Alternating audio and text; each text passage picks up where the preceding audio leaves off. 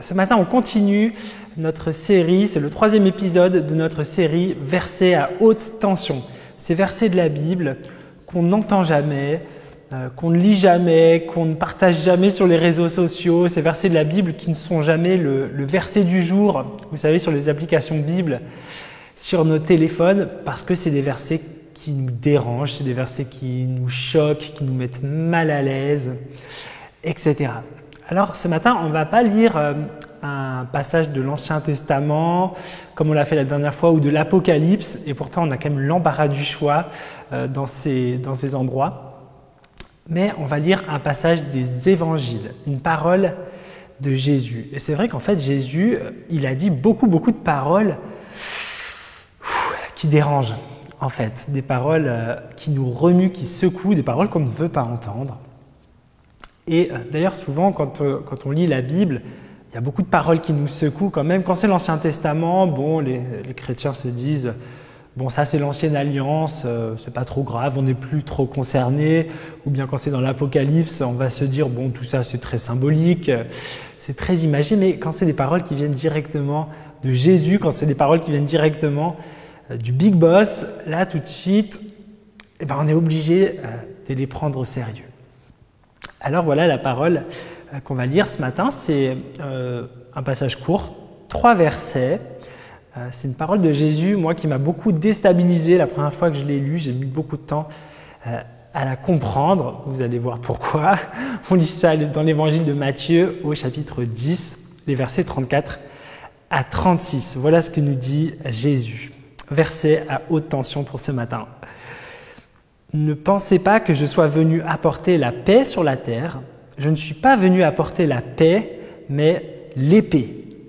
Je suis venu séparer l'homme de son père, la fille de sa mère, la belle-fille de sa belle-mère.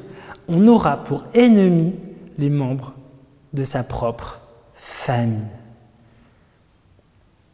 Amen. Franchement, on ne va pas se mentir, c'est juste choquant. C'est juste choquant que Jésus dise « je ne suis pas venu apporter la paix, mais l'épée ». Et d'ailleurs, dans d'autres traductions, on lit « je ne suis pas venu apporter la paix, mais le combat ». Le combat, même dans les familles. Et je pense que n'importe quelle personne qui connaît un tout petit peu la vie de Jésus, qui connaît un tout petit peu son enseignement, doit forcément se dire, en lisant ce passage, c'est pas possible. Il y a une erreur là, il y a un bug, c'est pas Jésus ça.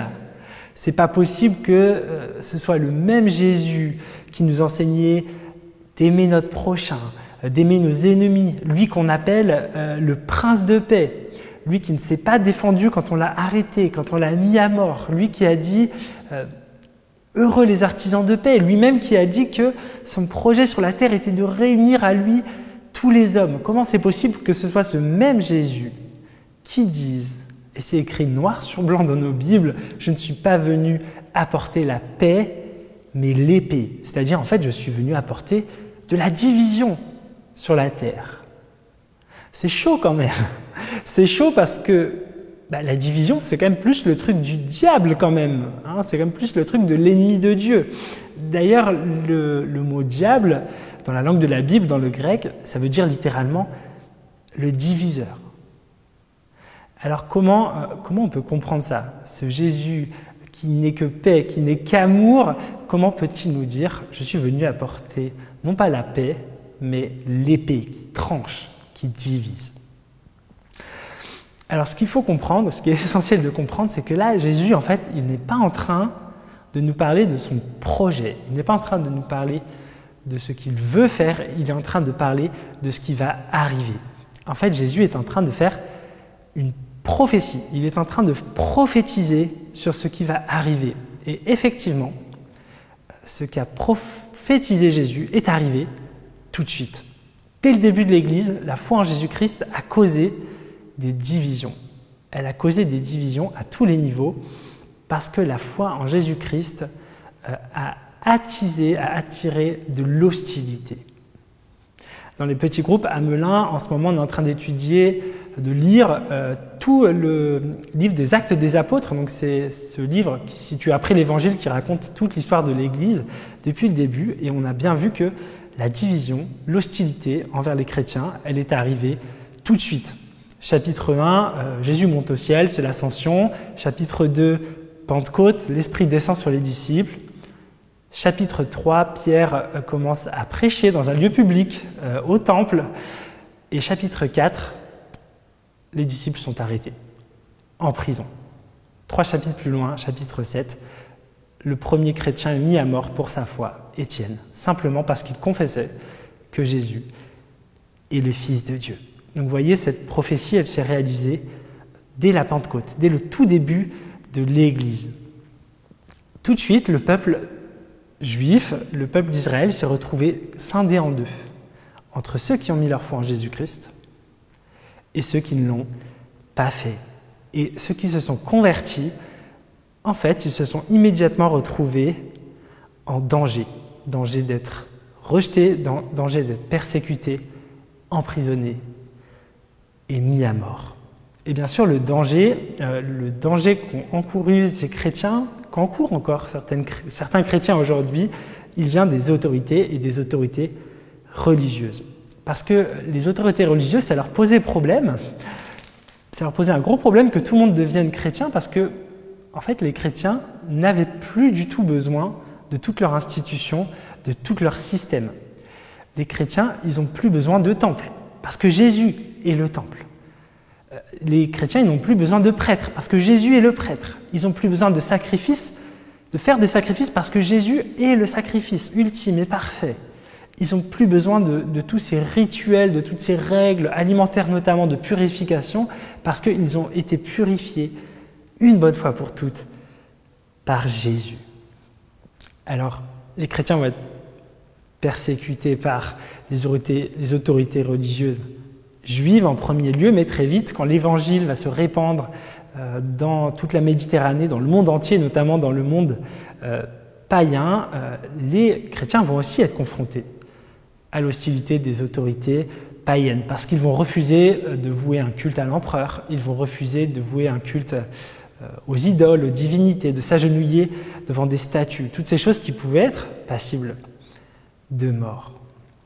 Donc l'hostilité envers les chrétiens qui crée de la division dont Jésus nous parle, elle se joue à tous les niveaux, au niveau de la société, elle se joue dans la sphère amicale, parfois dans la sphère professionnelle, et elle se joue aussi même dans la sphère familiale.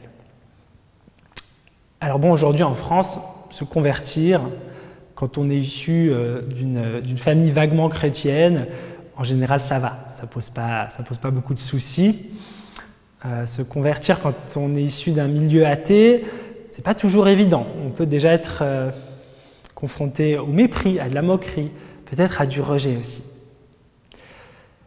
Mais, et encore aujourd'hui en France, c'est quelque chose qui existe aujourd'hui encore en France, mettre sa foi en Jésus-Christ. Quand on est issu d'une autre religion, ça peut vraiment exposer à des rejets et parfois à des violences au sein même d'une famille. Et ça, je peux en témoigner pour avoir accompagné des personnes issues d'une autre religion, converties, qui se sont retrouvées séquestrées, menacées de mort par des membres de leur propre famille, par leurs parents, par leurs frères et sœurs, simplement parce qu'ils ont mis leur foi en Jésus-Christ, exactement comme Jésus l'avait annoncé dans notre texte de ce matin. Ce sont des choses qui arrivent, ça arrive de manière très minoritaire en France, mais vous savez qu'il y a un bon nombre de pays où il est tout simplement interdit, c'est tout simplement puni de mort de devenir chrétien. Simplement de dire Jésus est le Fils de Dieu, c'est quelque chose qui peut vous conduire au tribunal et à la peine capitale. Donc vous voyez, frères et sœurs, le projet de Jésus, le royaume qu'il veut instaurer, c'est bel et bien un royaume de justice, de paix, de joie. Et son projet, c'est bel et bien de réunir tous les humains, autour de la seule chose, de la seule personne qui puisse réellement réunir, c'est-à-dire le Père, Dieu le Père, le Créateur. Mais Jésus prévient ceux qui vont mettre leur foi en lui, ceux qui veulent mettre leur foi en lui, il les prévient, c'est s'exposer à de l'hostilité, et donc le résultat peut bel et bien être de la division au sein même des familles. Alors, c'est vrai, beaucoup se posent la question, mais au fond, pourquoi quelque chose d'aussi intime, d'aussi personnel que la foi peut soulever autant de passions, jusqu'à diviser les gens, jusqu'à diviser même au sein des familles? C'est vrai, la foi, c'est quelque chose d'intérieur, c'est quelque chose d'intime, c'est une croyance. Alors c'est vrai, en apparence, la foi, c'est juste intérieur, c'est juste intime. Mais en réalité, ce qui se passe à l'intérieur, ça a des conséquences énormes sur l'extérieur. Ce en quoi on croit ou ce en quoi on ne croit pas, ça va avoir des conséquences sur notre existence. Ça change toute l'existence. Ça a un impact sur nos choix de vie, ça bouleverse nos priorités, nos convictions, nos choix professionnels, la manière dont on éduque nos enfants, la manière dont on est en relation avec les autres, la manière dont on dépense notre argent. Ça joue aussi sur nos convictions politiques. C'est toute une vie qui change quand l'intérieur change, quand la foi change. Et regardez comment des questions comme l'accueil des réfugiés en France divisent. Regardez à quel point les questions liées à la justice sociale, aux libertés individuelles peuvent diviser les sociétés. Et c'est vrai qu'être chrétien, être habité par des conditions, c'est aussi être inflexible sur certaines convictions, notamment celles qui touchent à la justice, celles qui touchent à la solidarité, celles qui touchent à la vie humaine, à l'intégrité de la vie humaine en particulier. Et devenir disciple de Jésus, c'est être animé par des convictions fermes et ne pas y renoncer, quitte à être moqué, quitte à être persécuté, quitte à risquer sa vie, quitte à désobéir, parfois, désobéir à des lois, parfois. Il y a 2000 ans, c'était refuser de s'agenouiller devant l'empereur ou devant des statues. Au milieu du XXe siècle, c'était refuser de dire et de croire que un Hitler, un Staline ou un Mao est un guide suprême. Plus récemment encore, c'est lutter pour le droit des Noirs aux États-Unis. Et encore aujourd'hui, en France, partout dans le monde, à l'échelle de la société, à l'échelle familiale, à tous les niveaux, choisir la voie de la justice, choisir le chemin que nous montre Jésus-Christ, ne pas renier sa foi, c'est s'exposer au rejet et aux divisions. Ce que je veux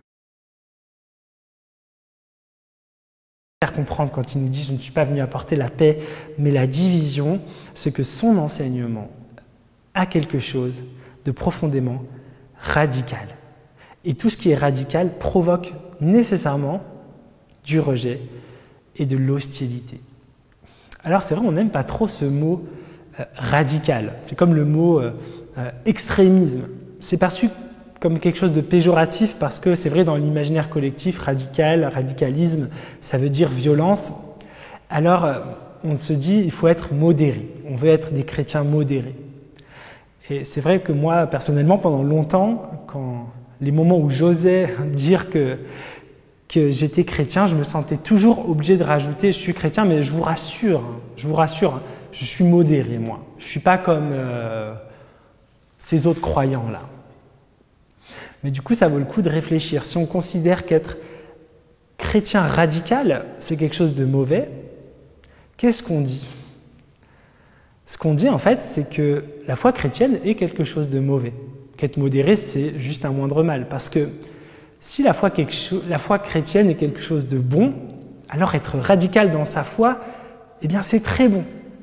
C'est radicalement bon. Et si on ne veut pas être radical, si on trouve que c'est péjoratif de dire qu'on est un chrétien radical, eh bien ce qu'on dit, c'est que le christianisme est quelque chose de mauvais. Et puis, est-ce que vous croyez que Jésus était quelqu'un de modéré ? Est-ce que vous croyez qu'on aurait cherché à le faire mourir s'il n'avait pas été radical dans son message, s'il n'avait pas été radical dans ses actes ? Alors je suis désolé pour ceux qui n'aiment pas ce mot, mais Jésus était carrément, vraiment, un radicaliste. Parce que quand même, donner sa vie par amour, aller jusqu'à mourir pour les autres, c'est quand même plutôt extrémiste, quand même. C'est vrai, on se représente souvent Jésus comme comme un modéré, comme un baba cool, conciliant, d'accord avec tout le monde, etc.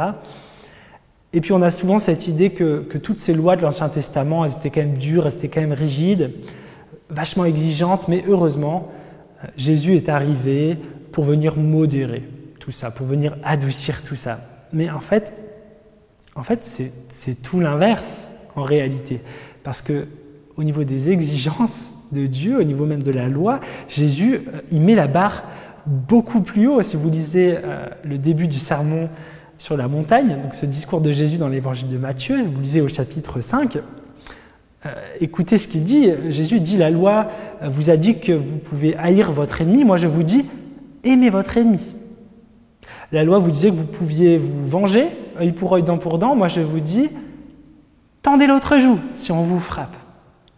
On vous a dit, celui qui commet le meurtre doit être jugé. Moi, je vous dis, celui qui se met simplement en colère contre son frère mérite d'être jugé.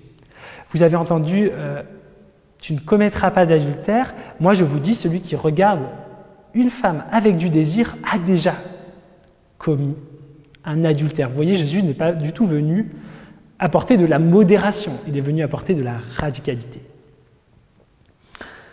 Pourquoi ? Parce que Jésus, ce qui l'intéresse, c'est de transformer non pas l'extérieur, non pas nos actes, non pas d'abord les apparences, mais notre cœur. Jésus veut nous transformer de l'intérieur. Et lorsque l'intérieur est transformé, alors c'est toute notre vie qui est transformée.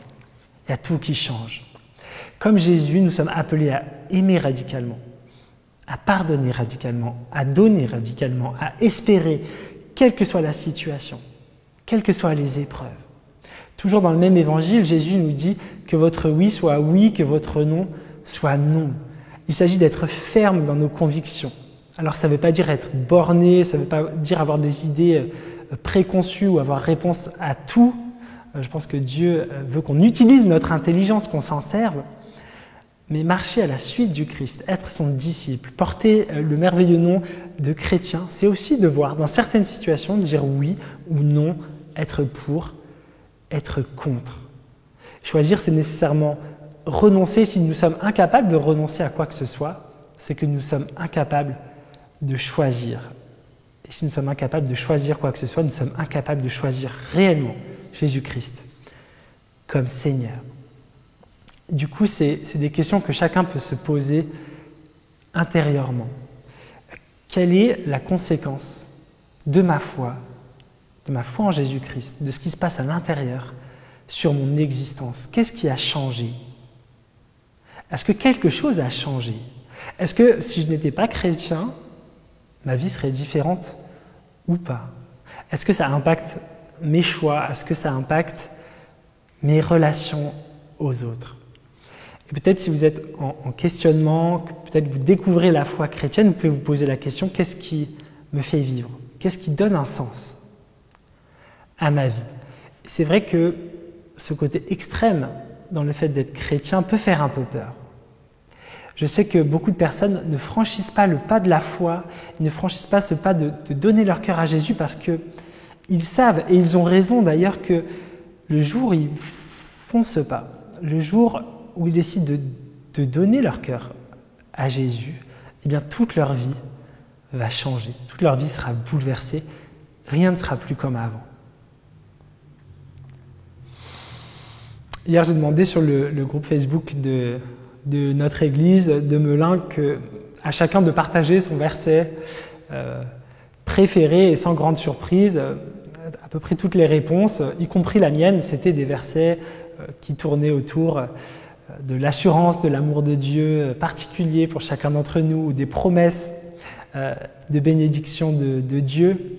C'est souvent justement ces versets qu'on retrouve dans les versets du jour, et c'est normal, c'est une bonne chose, c'est essentiel de s'attacher à ces paroles, mais je pense qu'il faut nous apprendre aussi à aimer, à méditer, à nous attacher à ces paroles de Jésus qui nous montrent la radicalité de ce que ça veut dire d'être un de ses disciples, de la radicalité de ce que ça veut dire de porter le nom de chrétien. Parce que malgré le côté dur, peut-être choquant, peut-être pas du tout vendeur de ces enseignements de la Bible, il y a quelque chose d'essentiel sur ce qu'est la bonne nouvelle de Jésus-Christ. Et la bonne nouvelle, c'est que mettre sa foi en lui, ça donne un sens à notre vie. Ça nous donne l'assurance que, qui que nous soyons, quelles que soient nos forces, nos faiblesses, nos réussites, nos échecs, notre vie, elle a un sens. Et notre vie, notre existence peut avoir un impact réel dans le monde. Parce que Dieu nous associe à son projet de paix, à son projet de justice pour le monde. Alors il y a bien entendu des choix qui seront difficiles et il y a des risques à prendre. Il y a des risques à prendre dans la foi chrétienne.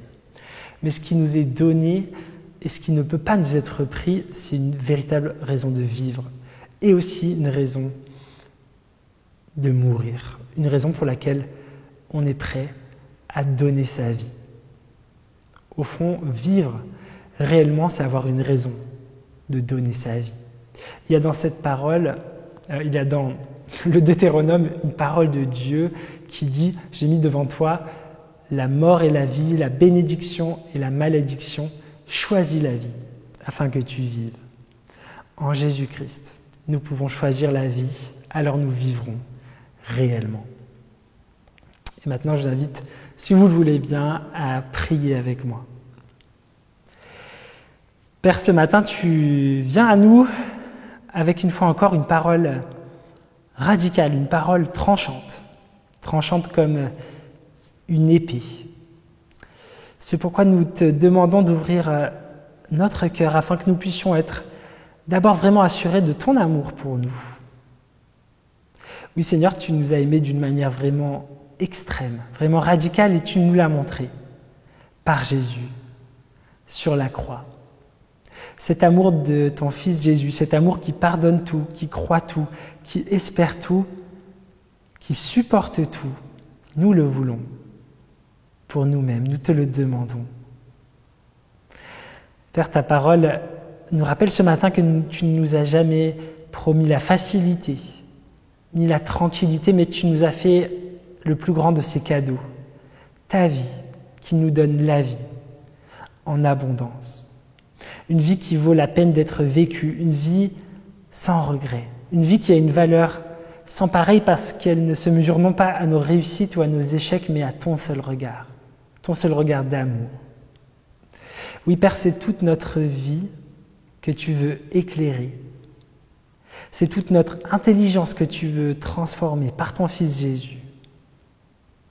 Seigneur, ce n'est plus pour nous-mêmes que nous voulons vivre, mais pour toi, afin que vienne ton royaume de paix, de justice et de joie dans l'Esprit Saint. Dans le nom de Jésus. Amen.